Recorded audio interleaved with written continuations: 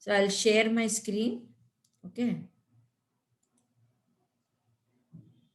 Shailaja, I'm not able to share, I think. I have allowed Yeah, sharing. yeah. Now I got it. Yeah. Yeah. So we'll start with the huh. So this is the topic I was talking about. Actually, this is covered in ninth as well as in 11th, but is more so of 11th class and less of ninth class. So what is hydrosphere is that it is a combined mass of water found on, under, and above the surface of the earth. What do you mean by on? On is rivers, lakes, ponds, oceans. Under is your underground water, and also above the surface of the earth also, that is atmosphere, which will be absorbing the water and forms into hydrological cycle, all that we have learned in your earlier classes.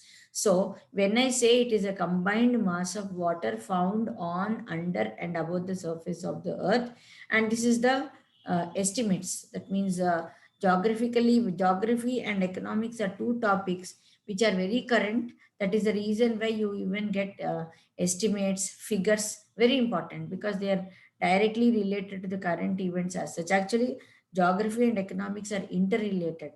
Unless you know geography, you cannot understand economics also to certain extent, because whatever resources are available in a particular country will judge the economic development of a particular country. So it has been estimated that there are 1,386 million cubic kilometers of water on the earth. Okay, this includes water in liquid and frozen forms in groundwater, oceans, lakes, and streams. Approximately 75% of the Earth's surface, an area of some 361 million square kilometers, is covered by the ocean. So, this is the total estimates we have on the water. That means a rough idea as to on the Earth how much of water is there and how it is covered, how it is distributed. You all know what is frozen. Frozen is that you have your glaciers, your ice sheets, like for example, the Arctic Ocean, the Antarctic Ocean, all these you have lots of water which is deposited in the form of oceans, sorry, in the form of ice, snow, and ice sheets or glaciers as such. So, what is hydrological cycle? This you have learned in your earlier classes also, but still, the hydrological cycle transfers water from one state or reservoir to another. Reservoirs include atmospheric moisture, including snow, rain, clouds, streams, oceans, rivers, lakes, groundwater, subterranean aquifers, polar ice caps, and saturated soil. These are all called as the reservoirs, that is, various forms of precipitation. The solar energy is a source of heat and light, and gravity causes the transfer from one state to another over periods from hours to thousands of years. That means a hydrological cycle takes place thousands of years together. It is not one at all. So most evaporation comes from the oceans and it is returned to the earth as snow or rain. So during the time of the summer season, there is a lot of water. You must have seen that in most of the places when you travel to certain areas, you find that the entire Godavari river or the Krishna river is shrunk into a small rivulet. You must have seen a small water body. That means the huge Godavari river, when it becomes very violent during the time of the rainy season, the water level increases and people get frightened and they open the dams or all that you will be listening in the news. But during the summer season, what happens is that the entire water will shrink into water. Why does it happen? Is that during the summer season, the entire water is evaporated. Once it is evaporated, again it is returned to the earth in the form of snow or rain. Okay. Now, what is the importance of hydrosphere? It consists of all bodies of water, icebergs, and water vapor in the Earth's atmosphere.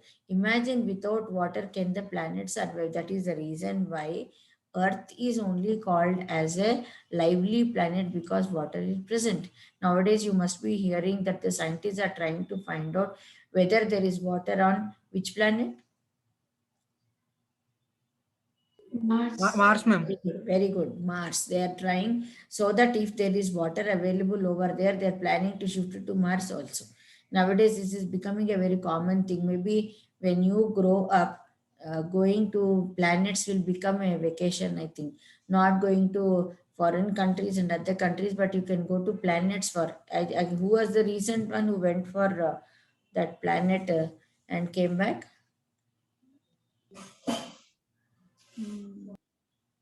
Oh, Mama, I don't know the name exactly, but then recently it was in news that Jeff Bezos actually built like a flight. very So good. like we can go through it. Yes, Exactly. Amazon was only, he Yes, only ma'am. went and came back. Along with him, there was one Okay. more boy. There are two more people who went along with him, and he was a youngster of 20 years or 23 years. So he told Jeff Bezos, it seems that I have never purchased anything from Amazon. So he was surprised because everyone will buy anything from Amazon. But that fellow told him, it seems I have never bought anything from Amazon, or no, neither I have ordered also.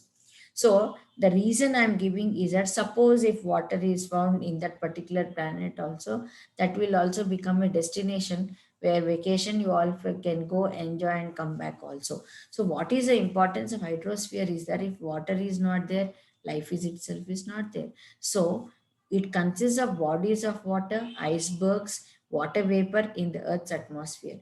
Oceans contain 97% of water in the hydrosphere, while rivers, lakes, and other bodies on land and underground contains a small percentage of total water in the hydrosphere. Oceans contain 97%. The rest 3 to 4% is always found in rivers, lakes, and water bodies, which are called as the fresh water bodies. We cannot use ocean water, though you have huge percentage of water, because why you cannot use, why ocean water is not Because it's considered. saline, ma'am. Very good. It is saline, and most of I mean, the it's very expensive to actually separate the salt from we call water. it as distillation and salination, which is found in some countries only. Though we have oceans, there is a technology also, but it is very costly. Very good, Sneha. So it is not possible for us to distill the water, separate the entire salt content from the water, and then try to use that particular water. Maybe in southern Saudi Arabia and other places, you have this situation because they don't get water. They have more of petrol, less of water. Petrol you cannot consume, you need water. Like for example, if you feel thirsty, even if I give you a Pepsi or I give you any Coke or something like that, you want water only. So water plays a very important role in human life. Without water, it is not possible only at all. Now, the next one is, what is the importance of the layer? Why hydrosphere is needed on the Earth's surface? It helps to maintain the hydrological cycle. That means the water, it is a cycle where water is evaporated from the oceans, it goes to the ocean, then it becomes saturated over there, it condenses, and then comes down to the Earth in the form of various forms of precipitation. It can be rain, hail, snow, dew, frost, mist.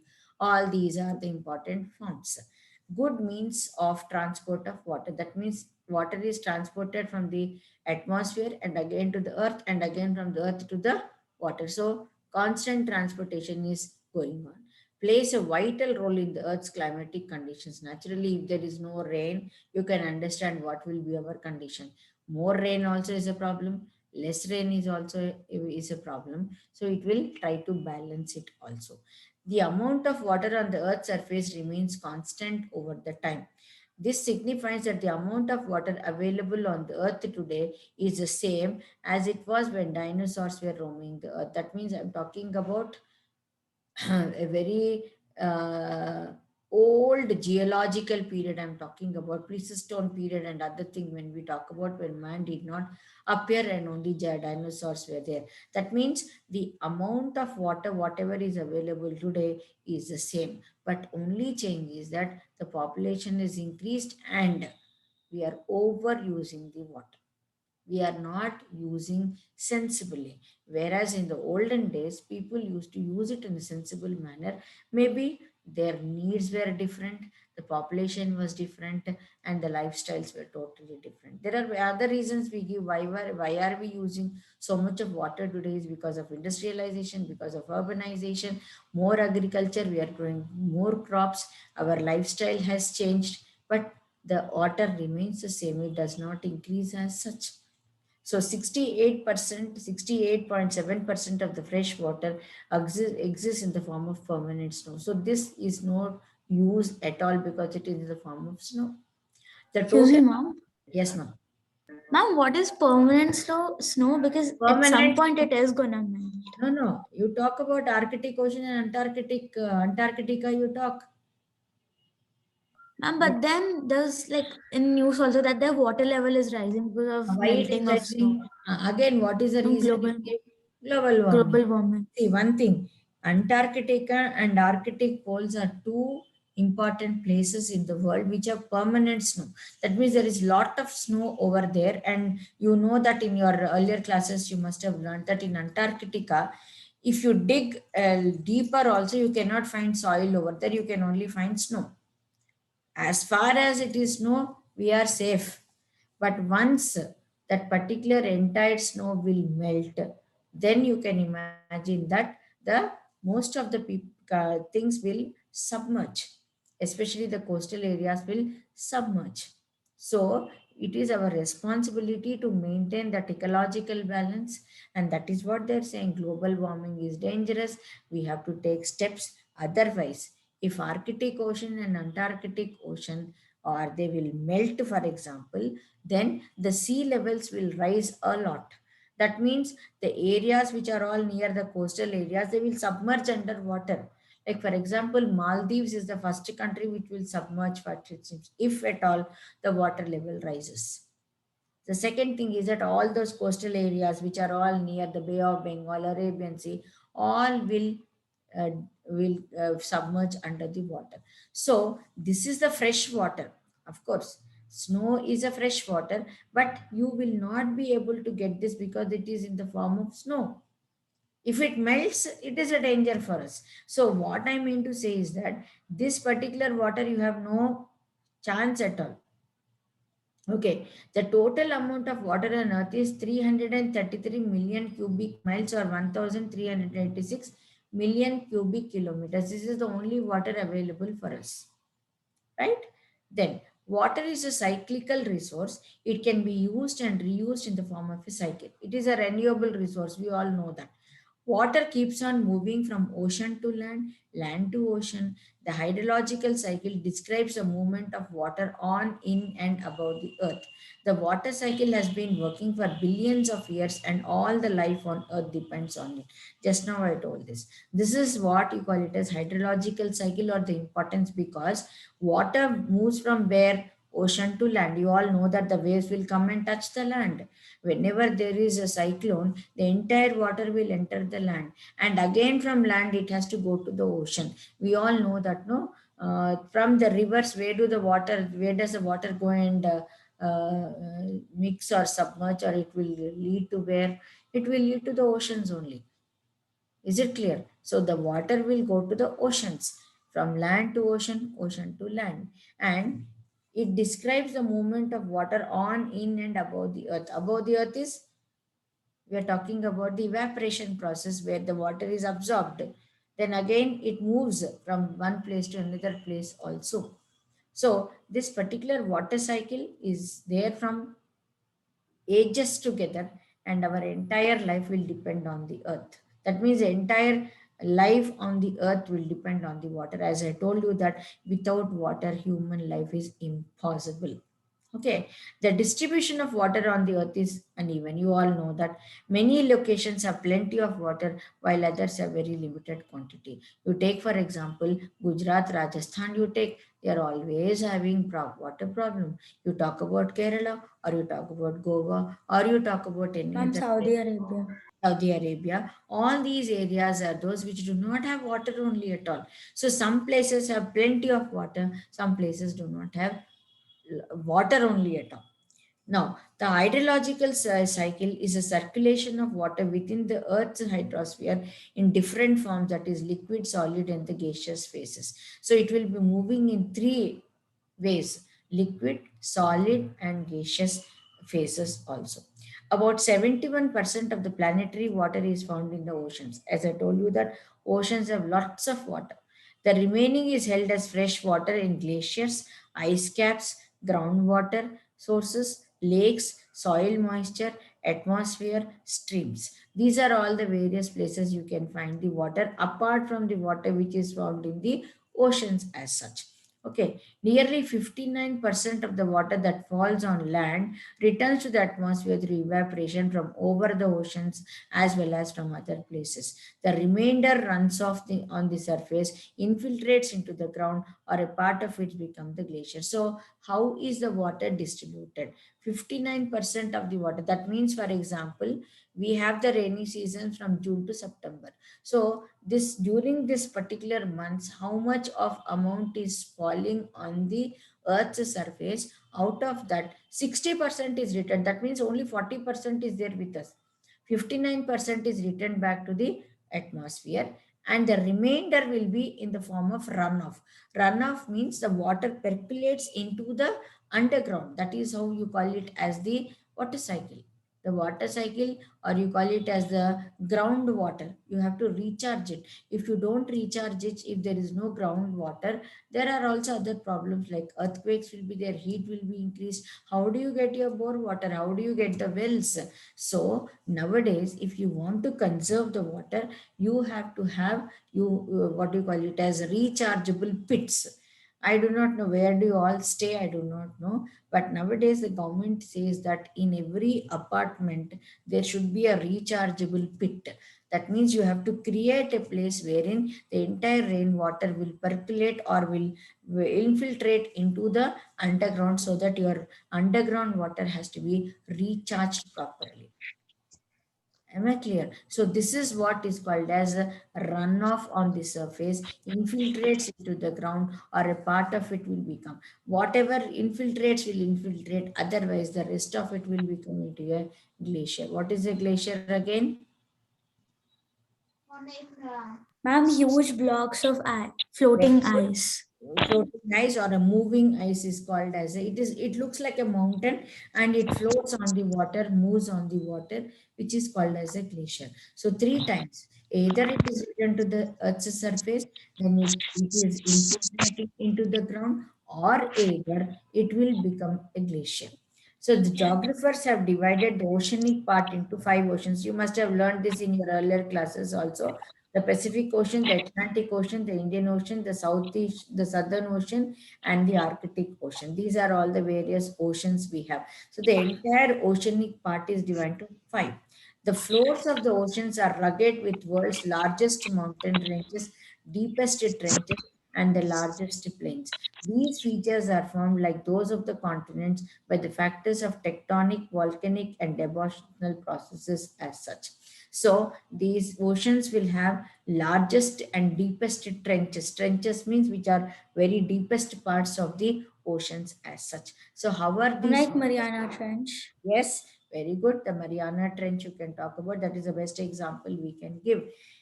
So these are all the trenches which are found in the oceans because these are all formed because of the tectonic forces, volcanic forces, and the depositional processes also. Now, the ocean floors are divided to four major divisions. These four are very important, which you have to remember: continental shelf, continental slope, deep sea plain, and oceanic deeps. These are all called as the ocean floors. Okay, five oceans. Oceans are divided into four major divisions. So, what is a continental shelf? Is that it is extended margin of each continent occupied by relatively short. That means the shallowest part which you can see when you visit the ocean. What you see, that is called as continental shelf. Okay. Then, the Siberian shelf in the Arctic Ocean, the largest in the world, stretches to 1,500 kilometers in width. The depth of the shelves also varies. It may be as shallow as 30 meters in some areas, while in some areas it is as deep as 600 meters also, depending upon the climatic conditions over there also. So the continental slope connects the continental shelf and ocean bases. So the continental slope connecting the continental shelf and ocean basins. It begins where the bottom of the continent. That means these are all arranged in layers. So one after the other, you will be finding them in the oceanic trench as such.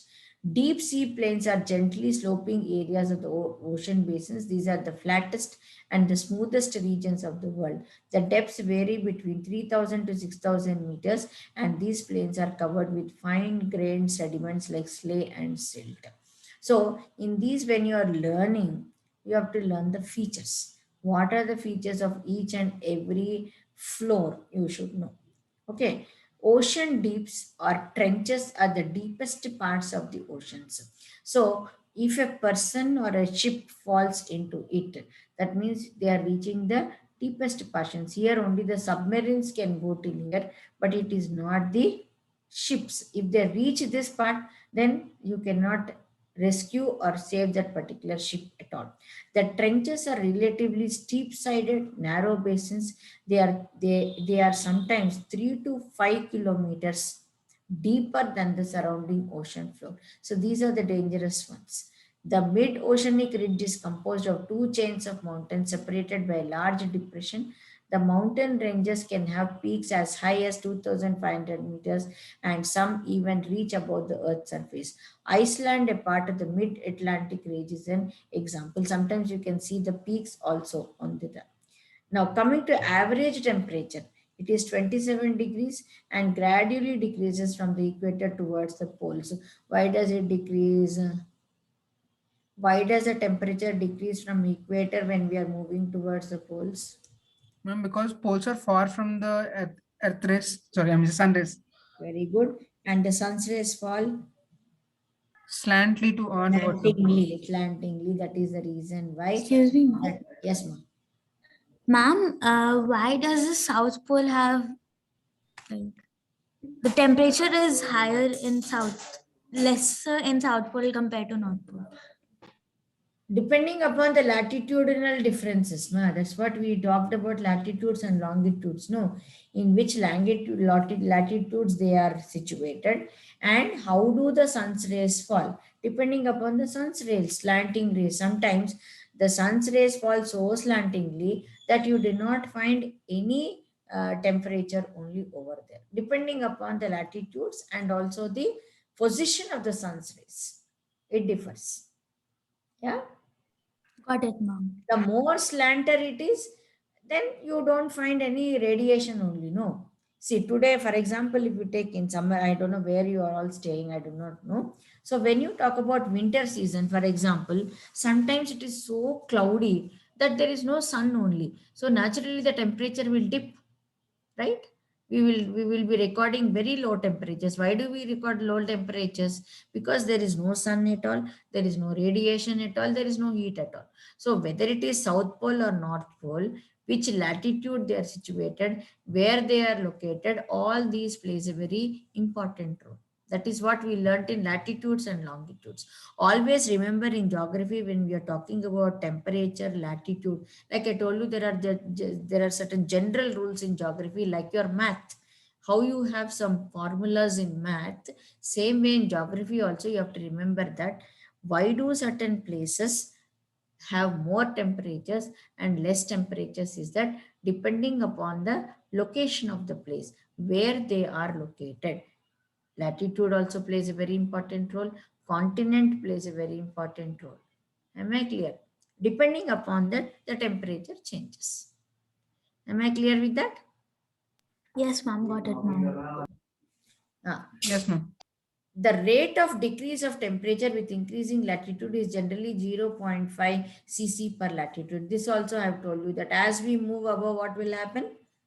As we are moving above the sea level, the temperature also decreases. So at higher levels, that is the reason why people go to hill stations. Why do we go to hill stations? Is it because the temperatures are less over there? Because when you are moving from the surface of the earth towards the above latitudes, the temperature goes on decreasing. Am I clear with that? Huh. Now, what is salinity? The average salinity of the Indian Ocean is at 35%. The low salinity trend is observed in the Bay of Bengal due to influx of rain. Now, we have two uh, oceans. One is called as Arabian Sea, the other one is called as the Bay of Bengal. But if you compare the salinity of these two, what is salinity once again? becomes the saltiness of the saltiness of the water. Now, if you taste the water of Arabian Sea and Bay of Bengal, the salinity is high in Arabian Sea and less in Bay of Bengal. I'm saying both are oceans, both are seas, but still, why this difference? The difference is because in Bay of Bengal, the number of rivers come and join. That means there is a lot of influx of fresh water. So, for example, if the Godavari, Krishna, Mahanadi, Kaveri, all these rivers, if you take for example, they all go and join Bay of Bengal, because these rivers will come and join, the fresh water increases. Naturally, you take one glass of water, you put salt in that, okay, and you put only little water, so the salinity is very high. Instead, you increase the water in the bottle, what will happen? The salinity will come down. Clear? Simple example. Yes, ma'am. Same way, in the oceans also, if the rivers are coming and joining, that means they're adding more and more water. So when they're adding more and more water, the salinity is coming down.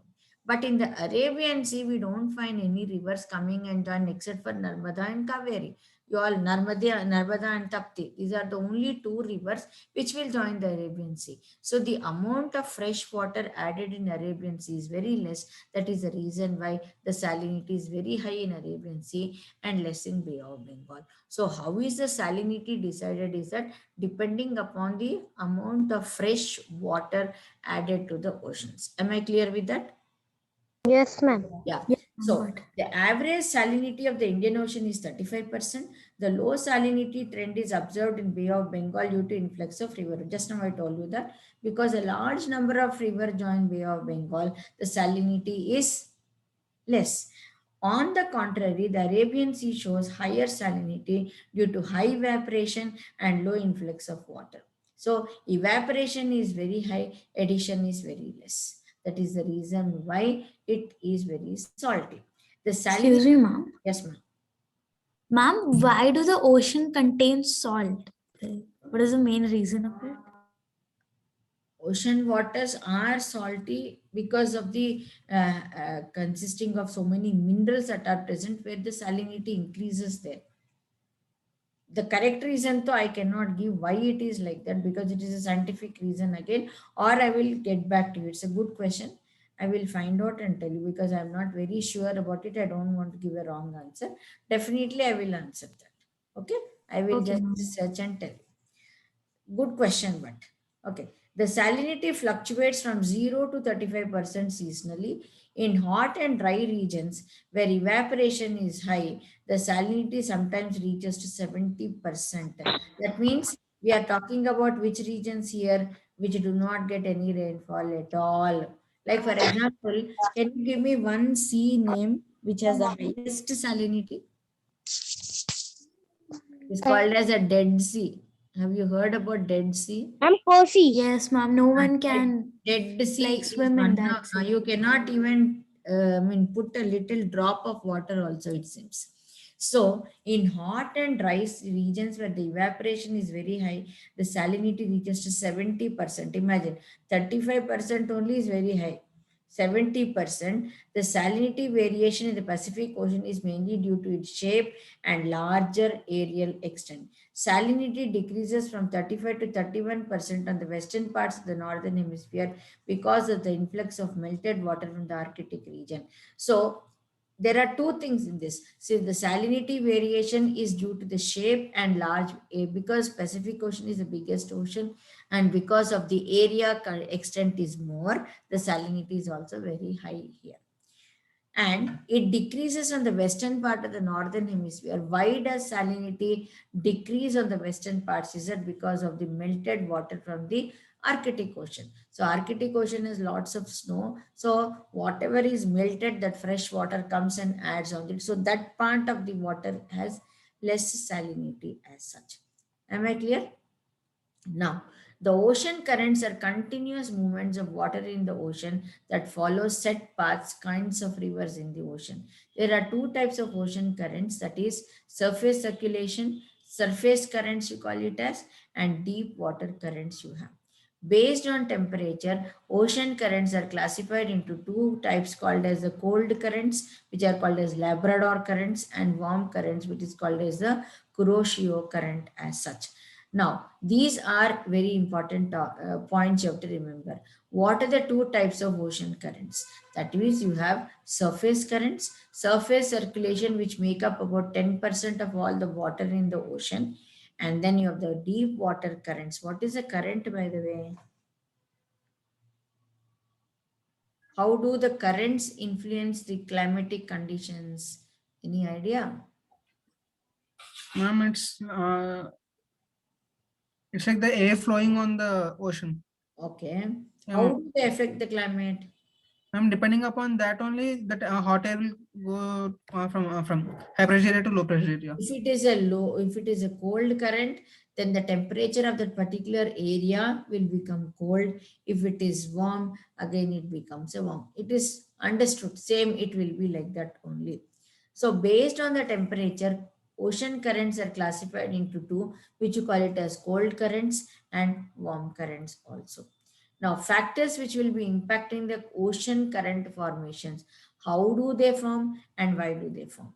Now, we talked about planetary winds also. The planetary winds are permanent winds, which are called as the trade winds, westerlies, and polar easterlies that blow from one pressure belt to the other. I have given you the explanation of pressure belts, children: subtropical high pressure belt, subpolar low pressure belt, equatorial low pressure belt. Do you remember that particular diagram which I gave you? Do you remember?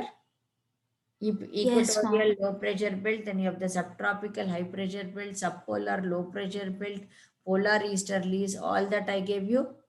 Remember? That Yes, is ma'am. what is planetary winds. Am I clear?